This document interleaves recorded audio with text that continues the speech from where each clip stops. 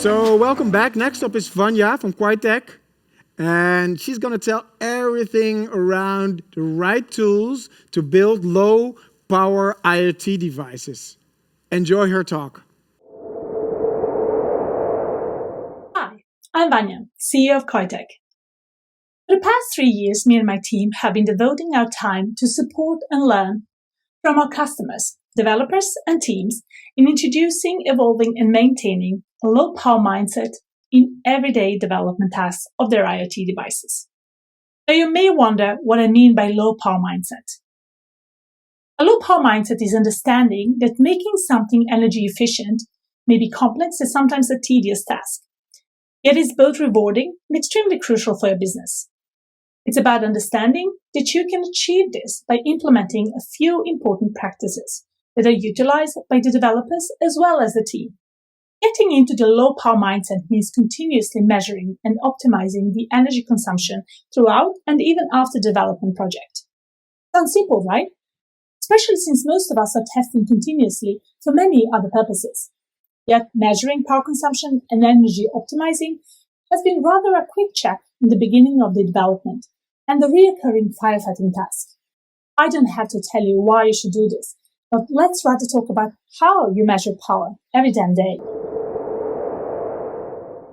If you haven't found the perfect design for long battery life yet, you're most likely struggling with its complexity. It's not enough to have ultra-low power chipsets and sensors. You need to understand your user scenarios, write smart software for those, match these to the hardware and battery that you've chosen, and of course, understand how all these will work in the network, in the different environments, and in the hand of the user. Yet both you and your customer want long-lived devices and preferably not long and expensive development time to reach that. Let's see what this means in the context of the development process. For simplification, I'm going to divide this process into 3 parts: the prototyping phase, development phase, and the production and maintenance phase.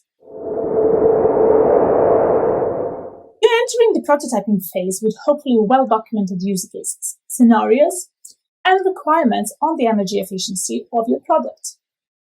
You most likely have a form factor in mind and also physical size of a battery to fit that form factor. You probably also have decided to try one or few different low power technologies and hardware to build your case upon. Practicing low power mindset in this phase means following. Pick a preliminary battery. Early on, especially with no access to the prototype to dev kit, you base it on your use case and requirements. SAFT has a useful tool for this purpose, the IoT battery selector that you can use. You can go back and edit the parameters and play to find the solution that works for you. There are also simulation tools available for this purpose like WiseBat and our partner Deutsche Telekom's IoT Solution Optimizer. When you have something to measure, start measuring.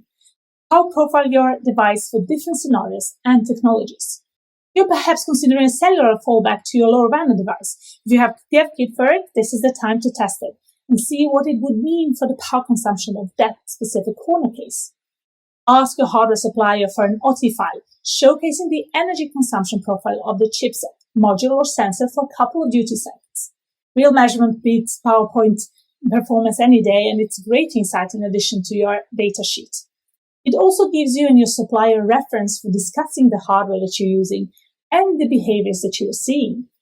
Be aware that the performance changes when you apply your scenarios and your software on top of the hardware. So measure for every change that you do to track and to learn the behaviors of your hardware. Start estimating battery life. The goal is not to get the absolute value, but rather to learn what impact different power profiles have on the battery life. You can use the OT battery life estimator when measuring power with OT by picking the information from the power profiles and estimate it with the battery that you have preliminarily chosen. When practicing this, what you bring into the development phase is the idea on how to optimize your design, what key parameters to follow up on extra, and how to make it all more efficient. Practicing low power mindset in development phase means the following. Automate your power measurements. Development is an iterative process, and your energy optimization will depend on whether you have included power measurements for each of the iterations made, whether they be in hardware, firmware, or software. This is no different than having automated tests to find firmware and software bugs to detect performance degradation, high memory usage, or memory leaks. And now that there are tools to enable this, like OTI and the OTI Automation Toolbox, it is easy to add energy consumption tests to the existing test environments like Jenkins, with tests written in popular languages like Python or Java. If you have continuous integration setup running already, integrate power consumption measurements as part of it. Practice pre-testing on every development's bench. There's much to gain from every developer testing prior to committing to a new firmware or software release. Add to minimize the tedious and manual work of connecting and disconnecting between a debugger and power measurement unit, we can use a simple switchboard. We have created one at Qoitech, and our customer Inas have one available on their GitHub, so that's worth checking out. Profile your batteries. In this phase, you need to step up your battery game. You have picked a preliminary battery, and preferably few from different brands as second source or benchmark. If you know that perhaps your customer will replace the battery at some point in time, you need to have checked that also those potential choices work in your device and for your purpose.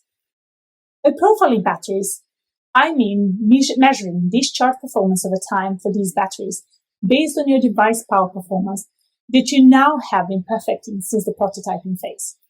This way you will gain a realistic insight whether these batteries have the capacity and the right behavior to support a number of scenarios that your device will be in. And yes, you need to do this for the normal usage and for as many scenarios you believe are relevant. If it is relevant for your user case, also profile these in different temperatures, since battery performance are very dependent on that.